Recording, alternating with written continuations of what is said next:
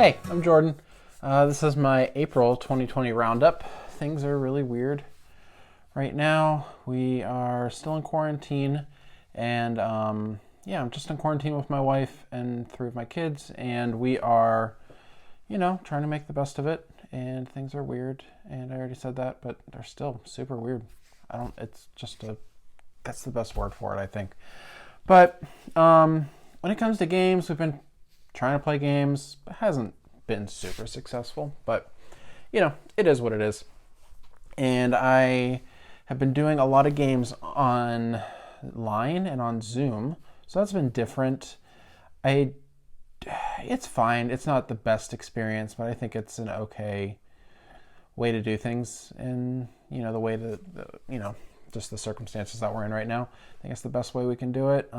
We started out, I remember, because we had, right before quarantine, we had been working through a Pandemic Legacy Season 1 campaign with some friends. We tried to do that over Zoom. We did 2 games, and we just decided, because we don't own the game, it was at our friend's house, and so they did their best with the cameras, and it just wasn't the best experience. And it's such a good game and a good experiential kind of game that we didn't want to keep losing that. So my wife and I we've kind of backed off on that. We've been playing some other games.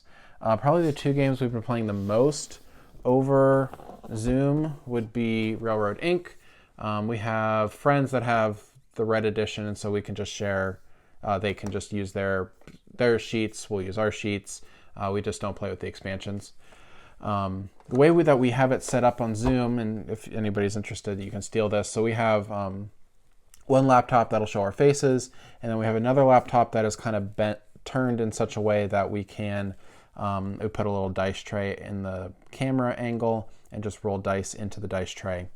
And so we just have one quadrant of the Zoom call of just that. So that's kind of how we do it. It works pretty well. The other one, so that's Railroad Inc. So the other one that we've been playing the most, and this one, we have friends that printed out sheets. We have other friends that we dropped off, like in their mailbox. I dropped off some of the boards. So a couple of my boards are all around the city of Pittsburgh. But On Tour is the other one that we've been playing a lot. And this one is a roll and write game, but also a flip and write game because it has dice and cards. You roll the dice, and then you flip over cards, and those are the regions that you can write the numbers that you rolled in. I love On Tour. I play the app a lot. It is probably honestly, Railroad Inc. and On Tour are probably my 2 favorite. At this point, they're probably my 2 favorite roll and writes. Yeah, they're up there. I like Fleet a lot, and Gone Shown Clever is also really good. But these are really high up there. These feel a little simpler than these other 2. But yeah, we play a lot of On Tour. My wife also really likes it, and we'll play it. Sometimes we'll play it once or twice with our friends over Zoom, or we'll play one of each of these games, something like that. But On Tour, I played the most of On Tour this month also, which is great because I really like it, and I like when I get to play games that I like. What else did I play?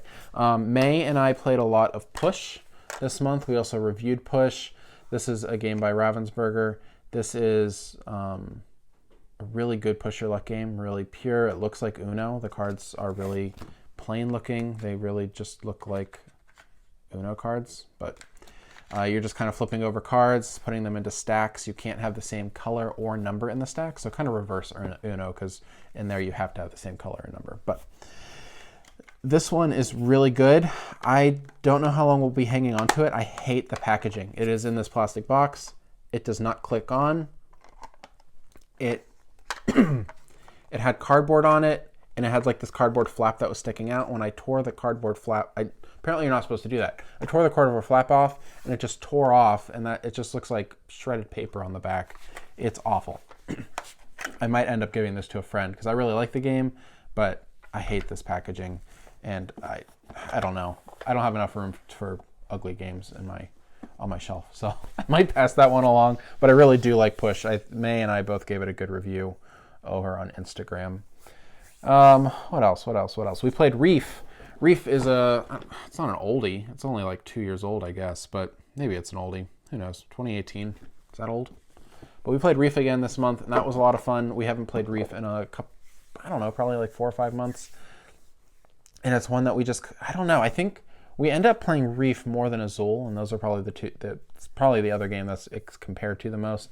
I think we just like Reef better. I think it's fun to get that chain of cards where you're picking the cards, you're putting the coral out, and then being able to score. And it's just fun to be able to chain those cards to be able to try to find a way to score every turn, because you're not going to be able to score every turn. And it's just fun to try to get yourself in a position to be able to do that. I lost tremendously, I'm pretty sure, when we played, but I still really like Reef. I think they're coming out with a new edition this year, which is fun. I think they're changing the colors of the coral. So I'd pick up Reef if you don't have it and you're into kind of those themed kind of abstract games that Next Move does.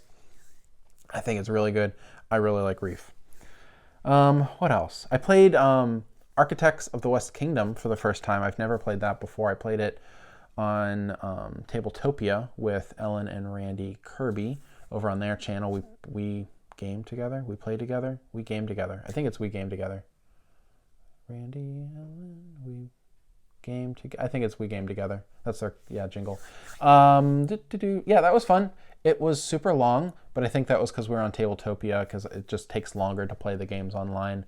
And it was really, really good. It's just kind of a really, I don't know, it's just a worker placement game. It's got fun twists where you can't move your workers right away. You can put other workers in jail. But I don't know, it worked out pretty well. It's hard to learn games online because you can't I can't hold and look at the cards. You can zoom in on things, but it's harder to organize that type of information in your head when it's not tangible in that way, if that makes sense. At least I have a hard time with that. Maybe not everybody does, but I do. So if I were to play it again, I'd probably do a couple things differently, but I would like to play it in person next, just to get that out of the way. What else did I play? I played these were a couple games from Stronghold that I played. This was Nova Luna. This is a game that is similar to Patchwork in that you're drafting the tiles in kind of that circle pattern, marching around. It has a time track similar to Patchwork. Whoever's furthest back on the time track is whose turn it is, so that turn order changes all the time. But the way that you're placing the tiles is not Tetris pieces, they are square tiles. And they come in 4 different colors, and depending on what's printed on the tiles, they're going to score in different ways based off of what is kind of adjacent to them. And I think I like this better than Patchwork. Patchwork has the Tetris aspect to it, and there are Tetris games I like better than Patchwork. And this one has the same drafting mechanism of it, but feels like a totally different game. So it's probably unfair to compare them, but if I were, I like Nova Luna better.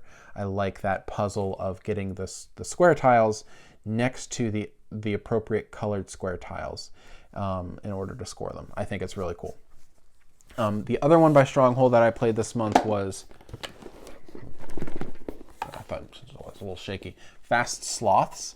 This is a new one by Friedman Freeze, the guy who did Power Grid. He's done those Fabled games, Fabled Fruit, those Fast Forward games. He tries a lot of weird things. And honestly, Power Grid is a top 10 game for me. I love Power Grid. But I have not truly enjoyed another game by him. And I always want to because I like Power Grid so much. This is a really good one. I really like Fast Sloths, and this is probably my second favorite Friedman Freeze game at this point. But I really like Fast Sloths. It is a pick up and deliver race game. But it's a little bit of a twist because you are playing as sloths, but you are not the sloths are moving around the board. You are not moving the sloth. Well, you are moving the sloths. You can't move your sloth without another animal. So you're going to be having other animals around the board. You're moving the other animals. They pick up the sloth and move the sloth in order to collect leaves. And whoever collects all of their leaves first wins. But all of the different animals are going to rotate each game. So you have a bunch of different animals. You pick half of them. That's what you're going to play with. But the different animals all have different powers. So they're all moving in different ways. Some of them always move just, you know, a certain number of spaces. Some of them only move on certain terrains. Some of them will toss, like throw the sloth a couple extra spaces. Some of them kind of pick you up and fly you across the board to anywhere you want. It's really silly. I really don't like the artwork very much. It feels really, the graphic design work feels really amateur to me, but I really do enjoy how the game works. And I mean, the artwork isn't off-putting. I just don't think I think it could be better, I think is probably the best way to put it. But yeah, that's Fast Sloths. Now, yeah, that's what I played. So I'm gonna actually split up this video a little bit. We're gonna do a couple different sections, which I've never done before. I've always just kind of done it one long kind of vlog type video, but I'm going to split it up. So I'm going to have a little bit of a segue here, and then we're going to do another section about games that I'm keeping or getting rid of in my collection. So, segue.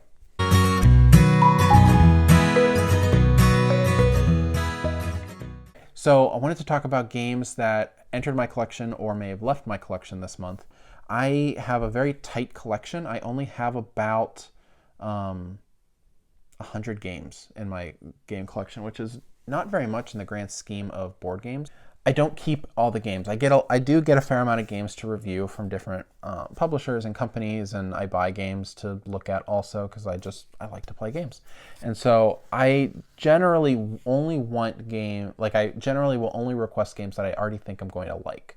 That's kind of an industry secret. Most reviewers only request games that they think they're going to like, which might be disappointing to people, but we want to like the games that we play.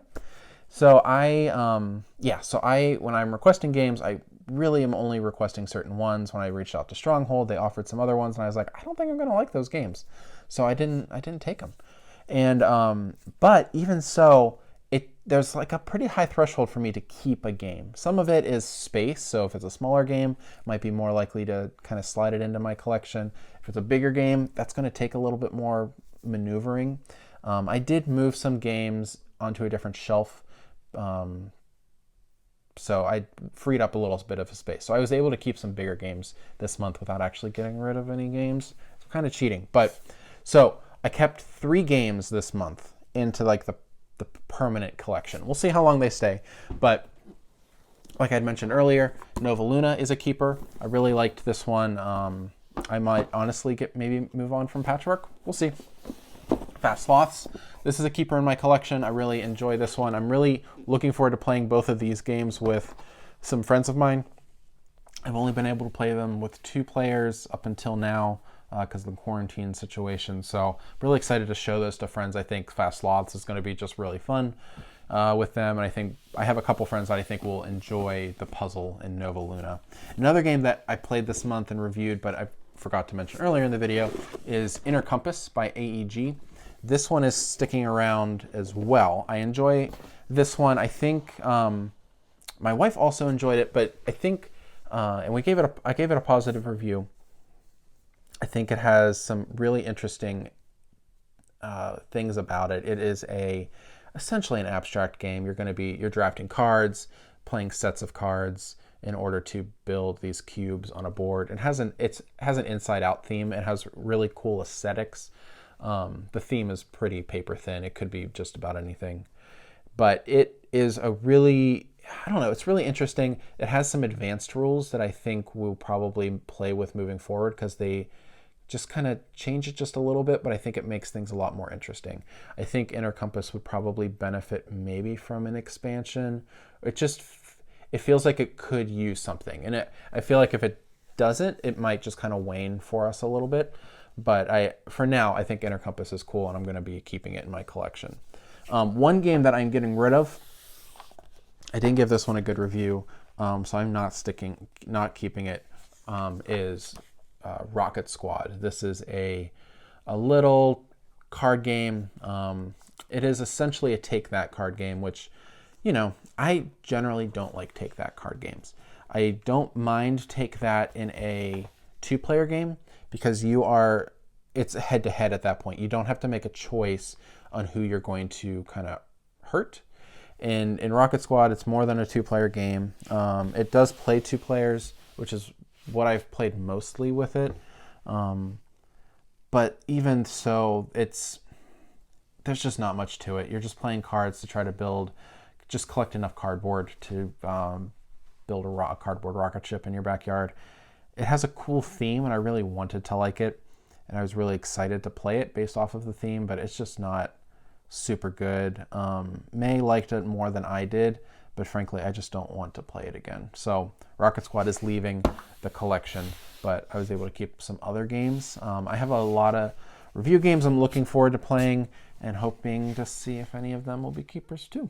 But yeah, that would be, these are my keepers and get rid of hers in my collection.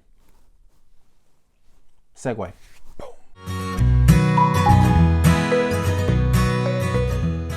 All right, so in summation, the game of the month in the month of April for me was probably, and I did keep 3 games, so those were all really good. But honestly, I think the game of the month right now is On Tour. And I think that really has to do with just like the situation we're in.